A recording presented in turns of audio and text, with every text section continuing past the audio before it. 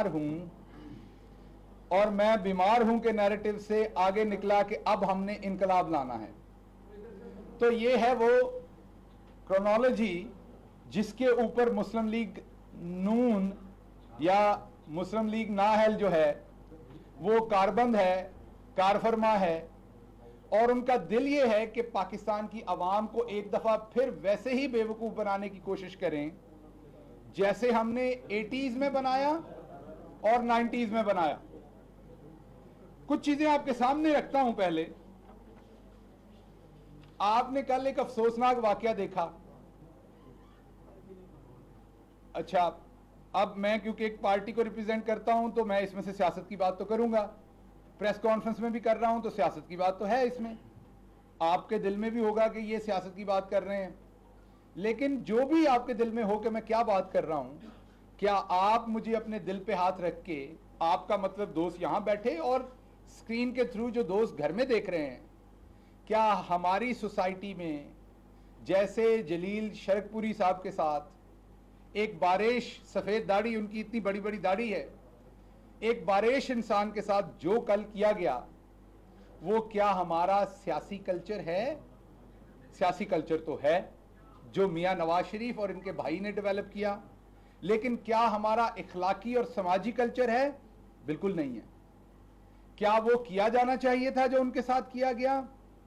उनको ह्यूमिलिएट किया गया, उनको हाथापाई तक गए उनके साथ, उनकी पगड़ी उछालने की कोशिश की। मैं मुहावरतन नहीं कह रहा, असल में उनके ऊपर गाली गलौज की गई।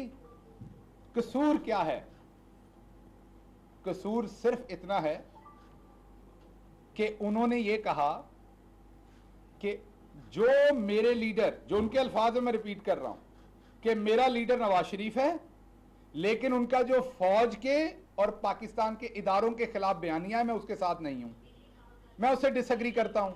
मुझे पाकिस्तान की किसी सकाफत, समाजी या कानूनी वजह से बता दीजिए कि कहीं पे ये खिलाफे कानून हो, खिलाफे जाब्ता हो। आप में से बहुत सारों को मैं जानता हूं, कई ऐसी स्टोरी ब्रेक होती हैं आपके टेलीविजन के ऊपर जिसके ऊपर आपसे अगर पूछें तो आप कहते हैं कि जी मैं अपने टेलीविजन में नौकरी करता हूं बट इस स्टोरी के साथ मैं एग्री नहीं करता, लेकिन आप गाली गलौज नहीं करते। ये रिपोर्टर फलां ने स्टोरी की है जी, मैं इससे एग्री नहीं करता, लेकिन आप गाली गलौज नहीं करते उसको, क्योंकि उसका हक है स्टोरी करना, उसने किया है, भले आप डिफर करें या ना करें। तो बुनियादी तौर पर जो जलील शरकपुरी साहब हैं, उन्होंने जो भी स्टांस लिया वो स्टांस उन्होंने कोई कानून कहीं पर नहीं तोड़ा, लेकिन सोचने की बात यह कि एक बारिश आदमी को किस तरीके से कल बेइज्जत किया गया, तजलील की गई, ह्यूमिलिएट किया गया। ये हुआ क्यों? पहले इसका बैकग्राउंड देख लेते हैं कि ये बात यहां तक पहुंची कैसे, क्योंकि हम तो वोट को इज्जत देने वाले थे। तो क्या जलील शरकपुरी साहब वोट लेके नहीं आए? क्या उनका असेंबली के अंदर वोट नहीं है, भले वो अपोजिशन का हो, हुकूमत का हो या किसी और का? रही बात, आपने कहा कि वो वजीर आला उस्मान बुज़दार से मिले, तो किसी बात पे कभी तो खड़े हो जाएं आप लोग। कोई एक बात खुदारा हो जिंदगी में जिस पे आप खड़े हो जाएं, कहीं पे तो आप इंसानियत दिखाएं। क्या कैप्टन रिटायर्ड सफदर यूसुफ रजा गिलानी से नहीं मिलते रहे जब आप अपोजिशन में थे, जब वो वजीर आजम थे यूसुफ रजा गिलानी? तो रखे ना कैप्टन साहब के सर पे लोटा, पक्का पक्का स्टील वाला रख दें, ऊपर उनके टोपी पे लगवा दें। तो कैप्टन साहब को तो आपने नहीं पूछा, वो तो कहते थे मैं अपने हल्के के फंड्स के लिए मिल रहा हूं। आप अगर एक पूरी दुनिया में मुसद्दका असूल है, आपका कोई बंदा मुखालिफ हो या आपके साथ हो, जिस दिन वो प्रेस क्लब का सदर बन जाता है, आपके जो कंबाइंड प्रॉब्लम होते हैं आप उसी से जाके डिस्कस करते हैं, भले वो आपको बुरा लगता हो। अगर प्रेस क्लब से रिलेटेड बात होगी तो आप उनसे जाके करेंगे। इसी तरीके से अगर कोई शख्स भी वजीर आला बन जाता है तो जो मेंबर प्रोविंशियल असेंबली है उसके हल्के में अगर कोई काम है वो किससे मिले जाके? आप ये सारा कुछ करते रहें तो दुरुस्त है, कोई और करे तो दुरुस्त नहीं, क्योंकि वोट को इज्जत दो का मसला नहीं है, मसला है लूट मार को इज्जत दो, मसला है लंदन के उन फ्लैटों को इज्जत दो जो हमने लूटमार से बनाए हैं। मसला है शरीफ फैमिली को इज्जत दो। मसला है कि इस खानदान को, जिनके अंदर शायद कोई बेहतर ब्रेन है जो आज तक हमें नजर नहीं आया, जिनके अंदर शायद कोई ऐसी चीज है कि वो अशरफुल मखलूकात से भी ऊपर की कोई चीज है, क्योंकि बाकी इंसान अशरफुल मखलूकात हैं, तो उनकी इज्जत है। बाकी किसी कोई कायदा नहीं है, कोई कानून नहीं है। कुछ चीजें आपके सामने रखता हूं।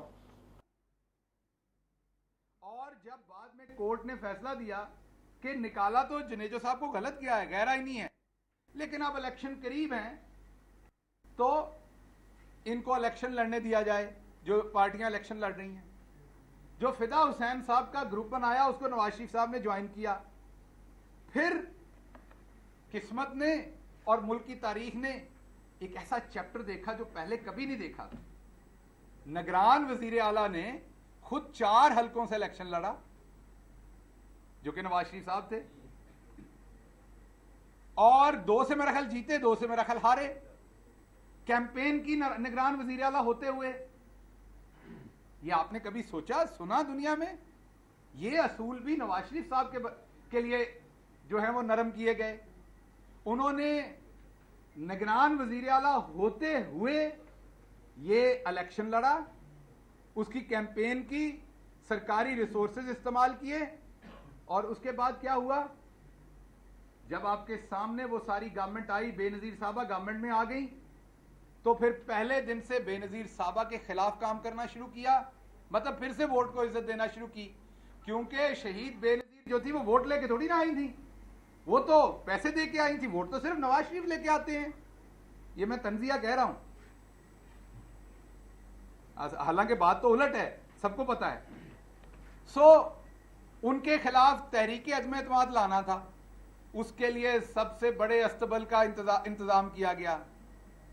और वो क्या था? वो छांगा मांगा का जंगल था। वहां पे जो रेस्ट हाउस है, वहां पे बाहर से ताले लगा दिए गए और अंदर तमाम सहूलियात जो हैं वो मुयस्सर थी। लोगों को कैद किया गया, खरीदा गया, ताकि बेनजीर की हुकूमत गिराई जा सके। वो नहीं गिराई जा सकी, ये फेल हुए, लेकिन बाज नहीं आए। उसके बाद भी काविश जारी रखी और सदर के साथ मिलकर हुकूमत गिराई और खुद हुकूमत में आए। तो पहली दफा नवाज शरीफ जब वजीर खजाना बने तो मिठाई और फ्रूट के टोकरों को इज्जत दे के बने थे। दूसरी दफा सदर के साथ मिलकर साजिश करके मोहतरमा की हुकूमत गिरा के पिछले दरवाजे को इज्जत दे के फिर वजीर आजम बने थे पहली दफा। फिर उसके बाद दोबारा से इनको नजर आया कि जो उस टाइम के आर्मी चीफ हैं वो मसला बना देंगे कोई। उनको फिर वोट को इज्जत देते हुए BMW देने की कोशिश की गई, जो उन्होंने इनकार की, माजरत की। उसके बाद आपको याद होगा कि एक फैसला खिलाफ आया, तो जस्टिस सजाद अली शाह ने क्योंकि वोट को इज्जत नहीं दी, तो फिर इन्होंने वोट को इज्जत देते हुए सुप्रीम कोर्ट के ऊपर हमला किया, जजेस पे तशद्दुद किया, जजेस को वहां से भगाया, तोड़ फोड़ की। वो सब कुछ वोट को इज्जत दिया था। अच्छा, उसके बाद आगे चलिए, परवेज मुशर्रफ आ गए। अब क्योंकि हम वोट को इज्जत देते हैं, हम वोट लेके आते हैं, तो वोट को इज्जत देने वाला बंदा तो बहादुर होता है ना, वोट लेके आने वाला बंदा तो बहादुर होता है, इखलाकी।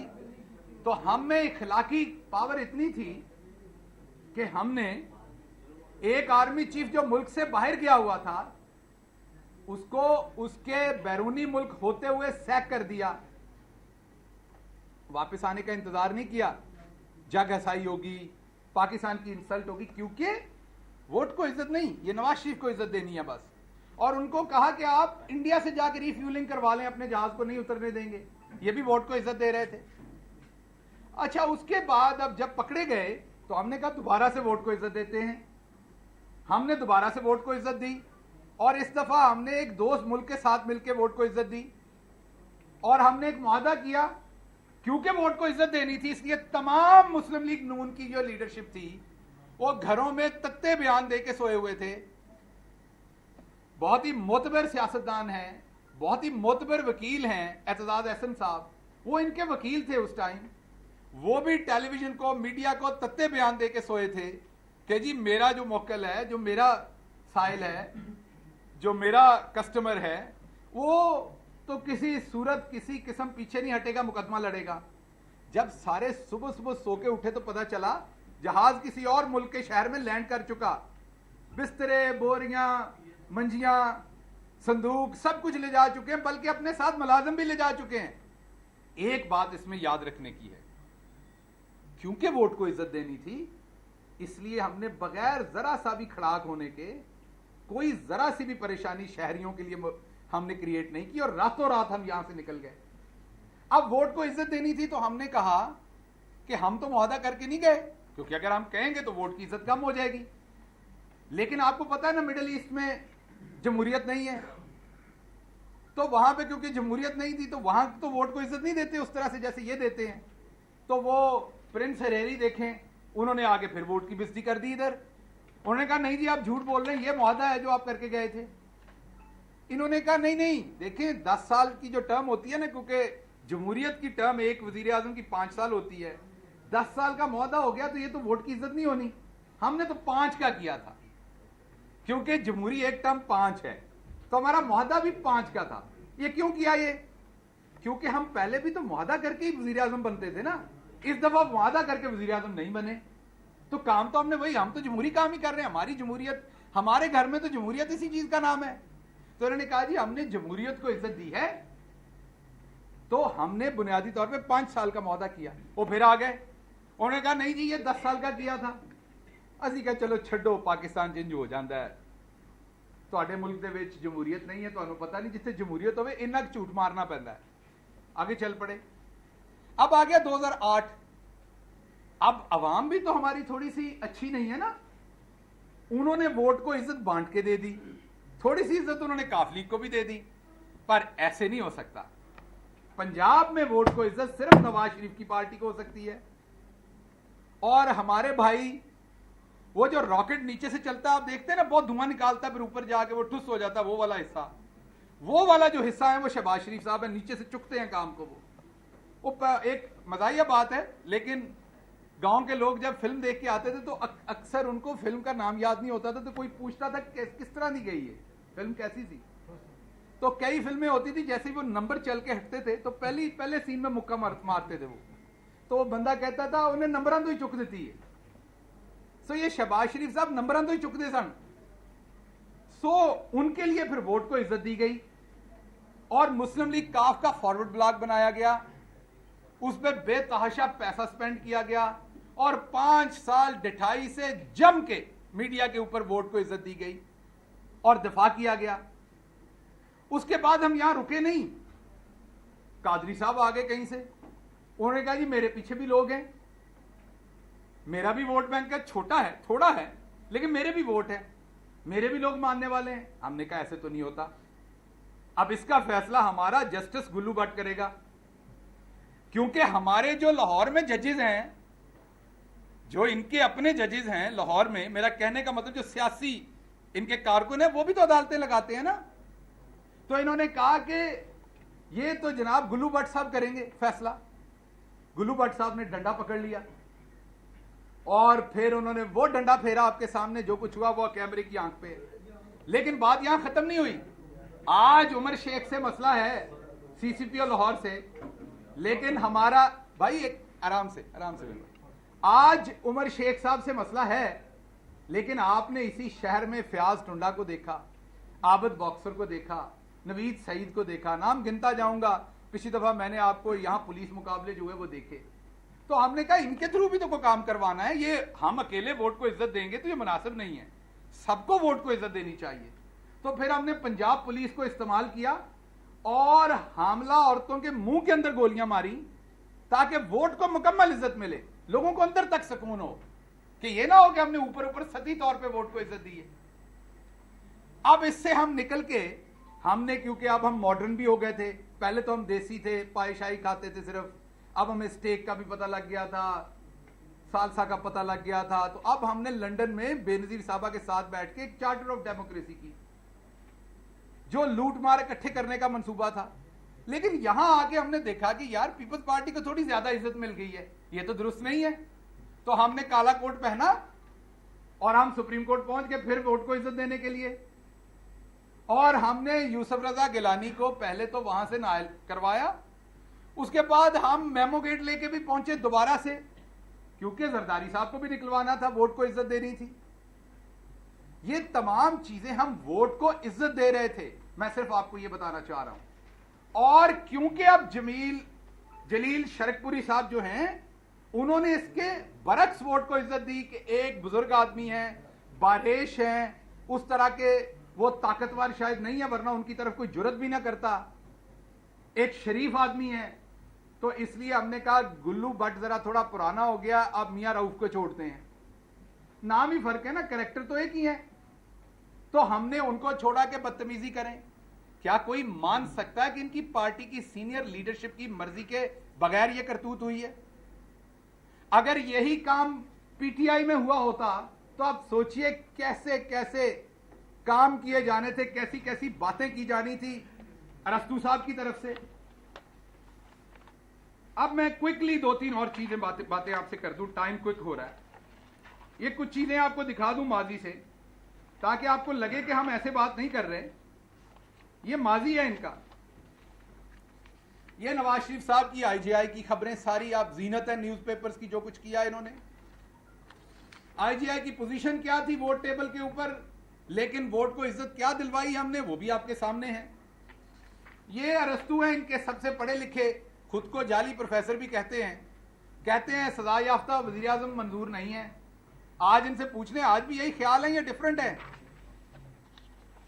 अब हम क्योंकि इनकलाबी हो गए हैं, तो ये तस्वीरें जो है ना, जिसमें मरहूम जनरल ज़ियाउल हक हैं, वो अब हमें अच्छी नहीं लगती इस तरह की तस्वीरें। तो याद माजी अजाब है यार, अब ये कोई मिटा दे हमसे। ये फॉरवर्ड ब्लॉक बनाया था हमने पीएमएल क्यू के लोगों का, और डंके की चोट पे कहा था कि हुकूमत करेंगे फॉरवर्ड ब्लॉक से, और इसी को हमने उस टाइम पे डिफेंड भी किया था।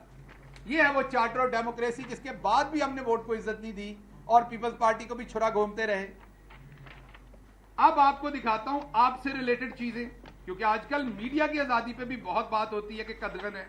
बल्कि मियां साहब ने वहां से ये मशवरा दिया है कि 2-4-6 महीने आप अंदर रह लेंगे तो शायद चौधरी साहब क्या फर्क पड़ जाएगा, आप भी तो लीडरी करते हैं इधर साफियों में, तो 2-4-6 महीने अंदर रह लें आप, क्या मसला हो जाएगा। लेकिन देखें ना, मैं तो बीमार हूं, बेटे मेरे जो हैं वो नरम है थोड़े से, हम तो अंदर नहीं रह सकते, तो हमें रहना है लंदन में, आप अंदर रह लें 2-4 महीने, क्या है। सो मियां साहब वहां से फरमा रहे कि 2-4-6 महीने अंदर रहने का। मियां साहब आपको सिर्फ पैगाम ये देना चाहता हूं कि आपने हमेशा सफर और खाबे जो हैं वो सरकारी माल पे खाए। आपकी किस्मत देखें, इस दफा भी जब हुकूमत आपको वापस लाएगी तो सरकारी माल पे ही होगा वो भी काम, क्योंकि अब आप एक मुजरिम हैं, उसका पैसा भी इंटीरियर मिनिस्ट्री के थ्रू हुकूमत को ही देना है आपको लाने का, तो आपका ये सफर भी फ्री का ही होना है, या वैसे आपकी किस्मत है माल खाने की। ये जनाब वो टेबल जो आप सबको मैं देता हूं अभी प्रेस कॉन्फ्रेंस के बाद, जब किसी अखबार ने इनके खिलाफ खबर लगाई तो फौरन उसके ऊपर क्या एक्शन लिए गए अखबार और सहाफत पे, ये आपके सामने लिखे हुए हैं। ये मैं इनके चंद इक्तबासात पढ़ के आपको बताता हूं। Newspapers have had their fun, no it is our turn. ये फरमाया मियां साहब ने अगस्त 16, 1998 को, जब तकरीबन अमीर उल मोमिनीन थे, पर थोड़ा सा को 2 मिनट और ओवन में पकाई होती तो अमीर उल मोमिनीन तैयार थे। उसके बाद अगर आप अगला देखें, एक खबर लगा दी उन्होंने 1998 में, बड़े बाकमाल हमारे सीनियर जर्नलिस्ट है कामरान खान साहब, और उसके साथ साथ हामिद मीर साहब ने भी यह खबर की थी। Sugar mills owned by the Sharif family have to pay 700 million to farmers. ये अगस्त 13 की है। फौरन उनके ऐड बंद किए गए, उनको नोटिस भेजे गए, उनके ऊपर कस्टम चढ़ा दिया गया, उनके ऊपर दूसरी कदगन लगा दिए गए, और उनको छठी का दूध याद करा दिया कि आप हमारे खिलाफ खबर लगाएं। कामरान खान ने स्टोरी की 4 अक्टूबर 1998 में कि spending foreign exchange on the prime ministers favourite project. Government ने उस पर भी ऐड बंद कर दिए, दोबारा टैक्स के नोटिस भेज दिए, दोबारा ये सारे काम किए। Protest outside Nawaz Sharif flats in London, October 12 को स्टोरी आई, ये वाली स्टोरी भी आई। गवर्नमेंट ने, जैसे मैंने आपको कहा कि जो एड्स थी वो अक्टूबर 13 1998 को सस्पेंड कर दी। ये भरी हुई है, ये कोई तकरीबन मैंने आपके सामने 46 इंसिडेंट है, सारे पढ़ नहीं सकता, आपको देता हूं। ये वो 46 सिर्फ चंद इंसिडेंट हैं इनके हजारों में से, जिसमें अगर अखबार ने कोई स्टोरी इनके खिलाफ पब्लिश कर दी है, जो स्टोरी भले हकायक पे मबनी है, तो हमने ना सिर्फ उनके एड्स बंद किए बल्कि हमने उन पे पाबंदी भी लगा दी। अब लास्ट बात मैं आपसे करता चलूं, उसके बाद मैं आपके सवाल लेता हूं। जैसे आपसे वादा किया था 4 सवाल लूंगा आपसे। 2 बातें सिर्फ और सिर्फ मैंने आपसे करनी है कि देखिए, बात सिंपल इतनी है कि आपको अगर इमाम खमेनी बनना है या आपको नेल्सन मंडेला बनना है, तो उसके लिए तो इंसान को या जेल में होना पड़ता है या जलावतन होना पड़ता है। आप झूठ बोल के मकारी के साथ मुल्क से भाग के पीछे मुल्क के जर्नलिस्टों को नहीं कहते कि आप जेल में चले जाएं 4-4 महीने के लिए, आप बल्कि खुद खड़े होते हैं। तो आपको पहले तो वापस आना चाहिए, सरकारी खर्च पे आपको वापस लाएंगे, पूरी कोशिश कर रहे हैं, इंशाल्लाह आप वापस आएंगे। और आपको यहां पे करप्शन के मुकदमात का सामना करना पड़ेगा। दूसरी बात आपको यह है कि अगर आपने वोट को इज्जत देनी है तो फिर ठीक है, आप कह देते हैं कि हमसे माजी में गलतियां हुई, हमें माफ कर दें। आपको माफ किया जा सकता है, लेकिन इसका मतलब यह नहीं कि आपको फिर सर पे बिठाया जा सकता है, क्योंकि आपने जिस तरह की गलतियां की हैं उससे दोबारा आप वही गलतियां करेंगे। और कल साबित हो गया जो आपने जलील शरकपुरी साहब के साथ किया कि आप लोग अब्यूजिव हैं, आप लोग माफिया हैं, आप किसी शरीफ आदमी की पगड़ी उछालने से गुरेज नहीं करेंगे। और खुद भले आप तंजीम साजी करें और कोई आपको कहे कि आपने तंजीम साजी की तो उस पर भी गुस्सा करेंगे, लेकिन शरीफ लोगों को आप सियासत करने का हक देना नहीं चाहते। ये आज हमारी सोसाइटी के लिए भी एक अहम मोड़ है। जलील शरकपुरी साहब की शक्ल में सोसाइटी को भी यह सोचना है कि क्या आप जैसा, मेरे जैसा आम आदमी यहां सियासत कर सकता है कि नहीं कर सकता, या जब तक आप वडेरों के या इस तरह के इंडस्ट्रियलिस्ट के या इस तरह की माफिया के नीचे लगे रहेंगे तो आपको सियासत करने दी जाएगी, वरना नहीं। हमारी पार्टी से भी लोगों ने इख्तलाफ किया, जावेद आशमी साहब ने किया, हालांकि वो मेरे ख्याल में तो कभी हमारी पार्टी के थे ही नहीं, वो आए ही एक मिशन पे थे, लेकिन बहरहाल सीनियर पॉलिटिशियन हैं। क्या किसी ने उनकी शान में इस तरह की गुस्ताखी की? सियासत में आप जुबान से एक दूसरे के ऊपर एतराज कीजिए, लेकिन जो वतीरा आपने अपनाया हुआ है ये मरियम सफदर साहबा की इमा पे हो रहा है, जैसे उनके वालिद लोगों पे भैंस चोरी के और दूसरे मुकदमात कराते रहे। ये उनके इमा पे जैसे उन्होंने माजी में प्रेस को और जर्नलिस्टों को सबक सिखाया, जैसे डॉक्टर अल्ताफ जफर जो हल्ला दूध वाले थे, जैसे उनको सबक सिखाया। ना कोई ब्यूरोक्रेट छोड़ा और छोड़ते थे, ना जस्टिस छोड़ा सजाद अली शाह साहब, ना कोई फौजी जर्नैल छोड़ा जिसके साथ कोई इख्तलाफ हुआ, कोई इंसान नहीं छोड़ा जिससे इंतकाम ना लिया हो। अब आप बस कर दें, काफी हो गया है। आपका जो वोट को इज्जत दो का झूठा दावा था उसकी कली खुल गई जब आप झूठ बोल के वहां से नैरेटिव दे रहे हैं। अगर आपको कोई भी नैरेटिव देना है तो आपको पाकिस्तान आना पड़ना है, हम आपका इंतजार कर रहे हैं। आप आइए, यहां पर आके पॉलिटिक्स कीजिए, हम आपको वेलकम करेंगे। पहले जेल काटिए, उसके बाद सियासत कीजिए। बहुत शुक्रिया जी। सवाल साहब ये बताएं कि कल जो वाकया हुआ है पंजाब असेंबली में, सियासत में तलखी बढ़ना शुरू हो गई है। मरियम नवाज इस वक्त जिस किस्म की गुफ्तगू कर रही हैं और वो बिल्कुल सीधा इस वक्त गवर्नमेंट को और स्टेट स्ट्रक्चर को ललकार रही है। 11 अक्टूबर को जो यहाँ से शुरू होने जा रहा है काम, गवर्नमेंट किस हद तक अलाउ करेगी कि अगर लॉ एंड ऑर्डर को हाथ में लिया जाता है और इसी तरह की तलखी बढ़ती है तो गवर्नमेंट कहाँ तक चीज़ों को टॉलरेट करेगी? ख्वाहिश साहब, देखिए बात यह है कि ये बदकिस्मती है। मैंने जैसे आपको कहा कि इन्होंने हमेशा अब्यूज़ किया अपने मुखालफों को भी, और जो भी डिफरेंट कंपोनेंट्स ऑफ सोसाइटी इनके सामने आए उनको इन्होंने अब्यूज़ किया। अगर बेनज़ीर साहबा आई तो इन्होंने, नुसरत भुट्टो साहबा आई तो उनकी इखलाकी तजलील की, गैर इखलाकी तजलील की, उनकी फोज तस्वीरें वो बनाकर फेंकी गईं। अगर कोई सियासतदान बयान देता है तो उसके खिलाफ बातें करते हैं, ज़ाती अटैक करते हैं। शरकपुरी साहब का आपने काम देख लिया, उनके साथ इन्होंने क्या किया। लेकिन मैं आपको एक बात बताऊं, कुल्लु नफ्सिन जायकातुल मौत, हर अरूज को जवाल है, इनका जवाल शुरू हो गया है। इनका जवाल इसलिए शुरू हुआ कि जब आपको हुकूमत मिलती है तो बुनियादी आपकी जिम्मेदारी अपना पिसा हुआ तबका, अपने गरीब का ख्याल होता है। देखिए, हुकूमत में आप सारे अच्छे फैसले नहीं ले सकते, ठीक फैसले नहीं, आपसे गलतियां भी होती हैं, हमसे भी कहीं हुई होंगी, होती हैं, होंगी भी। लेकिन आपकी इंटेंट क्या है? जब आप साइन कर रहे होते हैं तो क्या आप अंदर से अपने किसी बंदे को फायदा देने के लिए आपका वजीर आजम साइन कर रहा होता है? मैं अल्लाह को हाजिर नाजिर जान के कह सकता हूं कि मेरा वजीर आजम ऐसा नहीं करता। अगर उसे पता हो कि इस चीज से अवाम के पैसे का ये नुकसान हो सकता है तो वो चीज कभी भी नहीं करेगा। इनका तो वतीरा है हमेशा से ये करने का। तो जो आपका सवाल है कि अब हम करेंगे क्या, हम कानून के मुताबिक इस पर कार्रवाई करेंगे। कानून में जितनी इजाजत है उतना काम करने दिया जाएगा। जहां से कानून की हद खत्म होती है वहां पे रिट ऑफ द स्टेट जो है उसको स्टैब्लिश किया जाएगा। कानून के मुताबिक रह के जो मर्जी करें, ये सल्तनत शरीफिया नहीं है, ये इस्लामी जमहूरिया पाकिस्तान है, कानून के मुताबिक चलना पड़ेगा। पीडीएम बड़ा पावर शो करने जा रही है गुजरांवाला में, तो मरियम औरंगजेब साहबा ने कह दिया कि हुकूमत का काउंटडाउन शुरू हो चुका है, बस हुकूमत गिरने वाली है। क्या आपको नजर आ रहा है कि आप समझते हैं वाकई हुकूमत?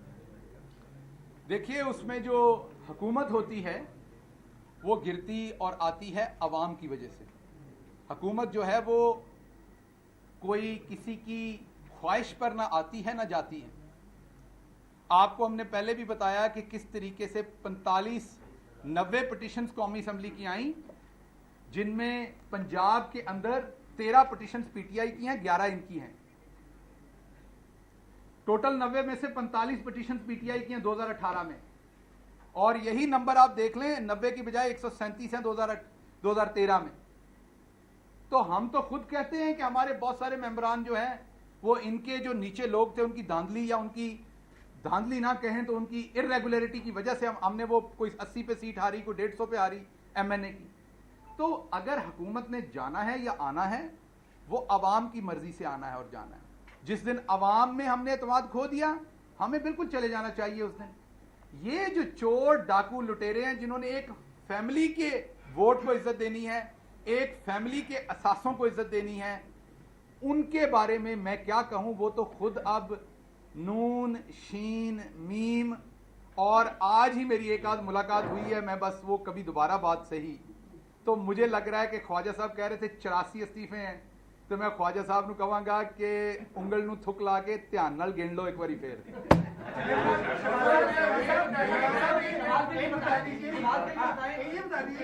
एक मुकदमा दर्ज किया गया शदारा में पूरी नून लीग के खिलाफ, और सेंट्रल हुकूमत जो है उसको ऑन नहीं करी कि ये गलती से हो गया या जो भी हुआ।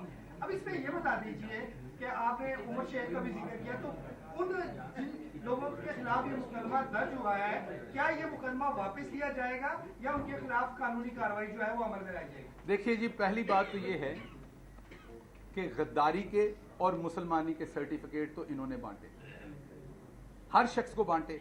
आप शुरू कर लीजिए, देख लीजिए, किसी जो वॉक ऑफ लाइफ से लोगों को देख लीजिए, इन्होंने उन्हें गद्दार भी कहा, यहूदी एजेंट कहा, किसी को कादियानी बनाया, किसी को गैर मुल्की एजेंट बनाया। और आप खुदा का इंसाफ देखिए कि आखिर वो सब कुछ इनके मुंह पे आके लगा। कोई एक चीज नहीं, आप गौर कीजिए, एक चीज मैं चैलेंज करता हूं आपको, इनकी जो सियासत है, जो तोहमत इन्होंने किसी और पे लगाई, वो गलती से इनसे वो चीज सरजद हुई या कुदरत ने करवाई। आप देखिए कि उसमें इन्होंने खुद आखिर पे वो बदनामी खटी। अगर किसी की जातियात पे हमला किया तो वो भी इनको भुगतना पड़ा। हाँ, लेकिन हमारी दूसरी पार्टियों में शर्मो हिया है, इंक्लूडिंग लार्जली पीपल्स पार्टी में भी, काफ में भी, पीटीआई में भी, तो किसी ने इन पे वो अटैक नहीं किए जाती वापस जो किए जा सकते थे, जो ये खुद करते रहे। लेकिन अल्लाह ने आईना सामने कर दिया, गद्दारी के किए वो भी सामने कर दिया, एफआईआर की वो भी इनके लोगों ने जो बयान दिए। देखिए, बात ये है कि एक शहरी है, वो पीटीआई का है, पीटीआई का नहीं है, वो मीडिया से है, वो ब्यूरोक्रेसी से है, वो कोई डॉक्टर है, वो इंजीनियर है, क्या उसका जो फंडामेंटल राइट है, आपने देखा होगा कि बहुत सारी जगहों पर कोई ऐड चलता है तो लोग चले जाते हैं, जी ये मेरे इसमें जो है तहफ़्फ़ुज़ात हैं, इसको बंद किया जाए। कोई बयान होता है, लोग चले जाते हैं एप्लीकेशन लेके, अगर पुलिस नहीं मानती तो अदालत चले जाते हैं। एक एफआईआर हुई, किसी को अरेस्ट नहीं किया गया, इन्वेस्टिगेट होगा, जो उस बंदे ने गलत नाम दिए होंगे वो निकल जाएंगे, कानून के मुताबिक उस पर कार्रवाई होनी हुई तो उस पर होगी, इसको इन्वेस्टिगेट होने दें। हमने ये एफआईआर करवाई होती तो फिर आर्टिकल 6 की होती और उसके पीछे हुकूमत खड़ी होती। ये सेडेशन की है, जो बहुत दफा पहले ये भी ऐसी एफआईआर लोगों पे करवा चुके हैं, इनके अपने लोग अदालतों में जाके, बल्कि ये तो मेमो गेट में काला कोट पहन के गए थे और कहा था कि ये गद्दार हैं। ये इसी तरह की ख्वाहिश का इजहार हीरा जी ने किया है, जो कि एक शहरी हैं, उन्होंने जाकर ये एफआईआर दर्ज करवाई, एसएचओ ने एफआईआर दे दी। जी वजीर आजम को इल्म नहीं है, वो अकल दो खोते हो। पाकिस्तान में तो हजारों एफआईआर होती हैं, क्या वजीर आजम से पूछ के होती हैं? एफआईआर तो मैक्सिमम डीएसपी और एसपी तक पता होता है कि एफआईआर हो रही है, इससे ऊपर का क्या लेना देना। अच्छा चलें, आप कह लेंगे बहुत बड़ी एफआईआर है तो आईजी पुलिस तक चली जाएगी, इससे ऊपर एफआईआर का क्या लेना देना? और क्या आपको सजा हो गई है? एक फर्स्ट इंफॉर्मेशन रिपोर्ट हुई है, जो माजी में अल्ताफ हुसैन जब इस तरह की तकारीर करते थे तो बहस ये क्यों नहीं हो रही कि नवाज शरीफ साहब को ऐसी कौन सी तकलीफ आन पड़ी कि अपने रियासती इदारों के खिलाफ, वो अपनी रियासत के खिलाफ बयान दे रहे हैं, जिसकी वजह से शहरियों के तहफ़्फ़ुज़ात हो रहे हैं और वो एप्लीकेशन दे रहे हैं एफआईआर देने के। तो जो जुर्म कर रहा है उससे कोई नहीं पूछ रहा है, एफआईआर पे पूछ रहा है। हाँ, अगर पुलिस को ब्रूटैलिटी करती है, उस एफआईआर के बाद इनके लोगों को उठा के कुटमार करती, तो आपका बिल्कुल सवाल जायज था कि आप सियासी दुश्मनी कर रहे हैं। एफआईआर हुई, उसे इन्वेस्टिगेट होने दें, जो दूध का दूध पानी का पानी सामने आ जाएगा। आखिरी सवाल, डॉक्टर ये फरमाइएगा कि आपने कहा था कि अच्छा डॉक्टर ये बताइए, अच्छा ये दो एक तरफ आपने ऑपोजिशन का, अच्छा आप एक बात, 3 सवाल, 1 2 3, इसके बाद नहीं, ठीक है? अच्छा डॉक्टर ये बताइए कि एक तरफ आपने ऑपोजिशन के साथ मुहावरे शुरू की हुई है, तो दूसरी जानिब जो बैन अवी सोशल मीडिया कंपनी है उनके साथ भी हुकूमत का जो नया मुहावरा शुरू हुआ है। तो टिकटॉक पे पाबंदी लगा दी गई। एशिया इंटरनेशनल कोलिशन ने जो प्राइम मिनिस्टर को खात लिखा, उसमें उन्होंने कहा है कि जो भी रूल्स बनाए जा रहे हैं वो उनकी साथ हुई है और जो कंसल्टेशन है वो नहीं की जा रही। तो हुकूमत कौन से जो ऐसे रूल्स हैं वो बनाए जा रहे हैं कि जो इंटरनेशनल सोशल मीडिया कंपनी है वो काम कर सके, और खासतौर पर हो गया सवाल। देखिए सिचुएशन ये है कि कुछ चीज़ें ऐसी होती हैं जो रेगुलर मीडिया पे डिस्कस भी नहीं हो सकती, क्योंकि आप करेंगे तो उससे तरवीज होगी। मेरा आपसे वादा है कि जैसे ही प्रेस कॉन्फ्रेंस खत्म करेंगे, उधर बैठ के मैं आपको कुछ वीडियोस दिखा दूंगा, आप मुझे बता दीजिए कि वो चलनी चाहिए या नहीं। छोटे बच्चों से रिलेटेड हमने उस जो कंपनी है, ऐप है, एक बहुत अच्छी ऐप है, अगर उसका अच्छा इस्तेमाल किया जाए। रूल्स क्या बनते हैं? बात सुनिए ना, आपने सवाल किया, मैं आपके सवाल की तरफ आ रहा हूँ।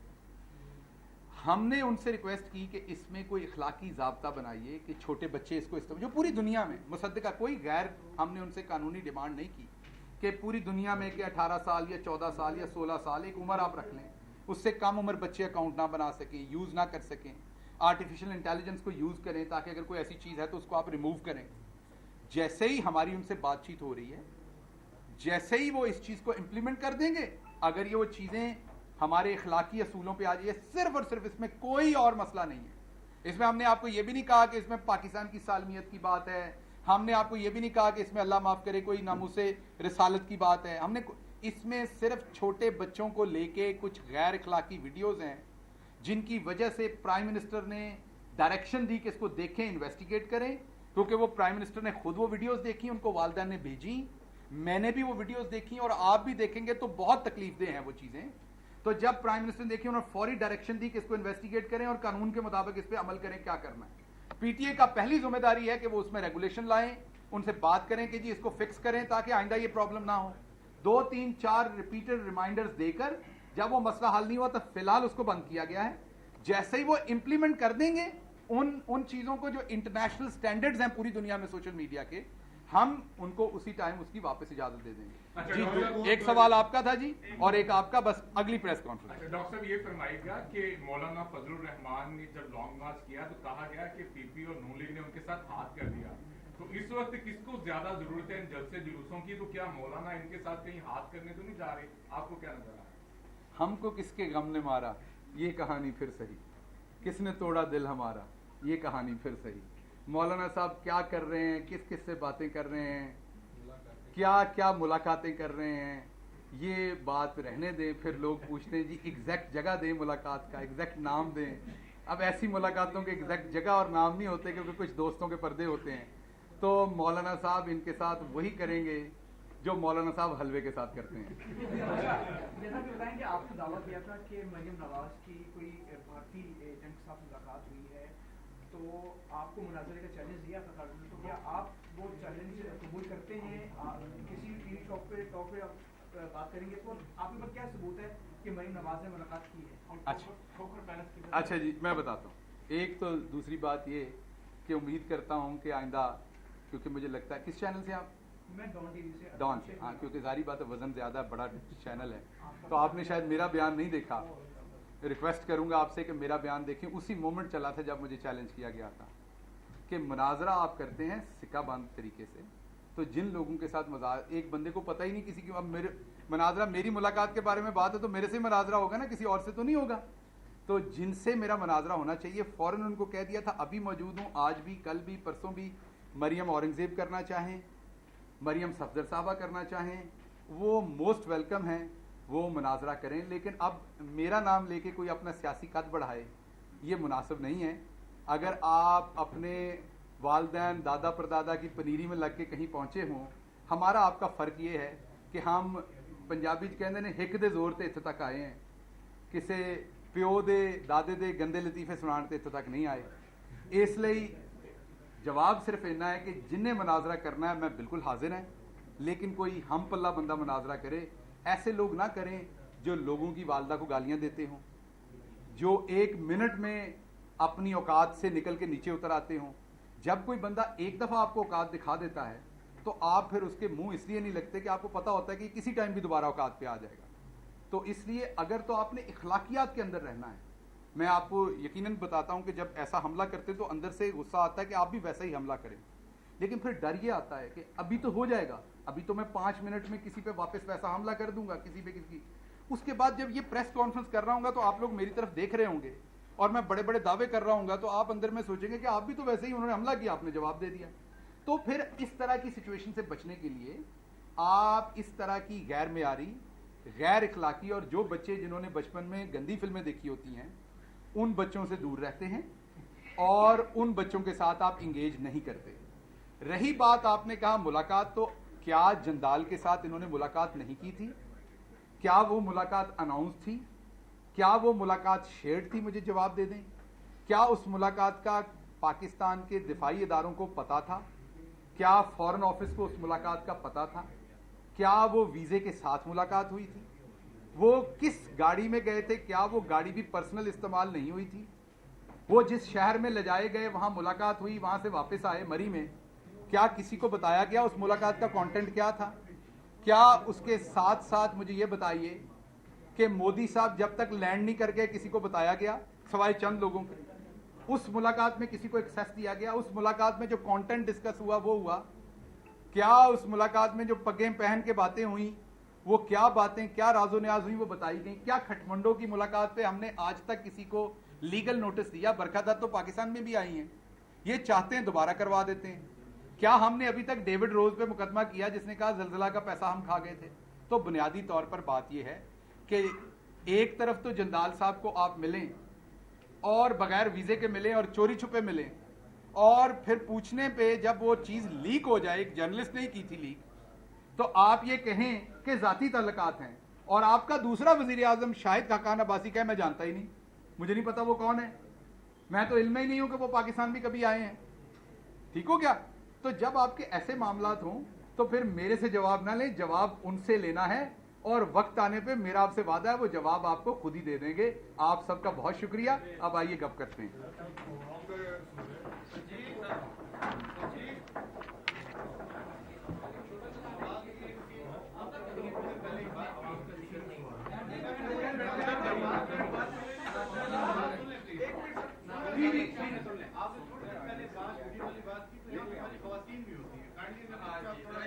बिल्कुल सर, बिल्कुल सर।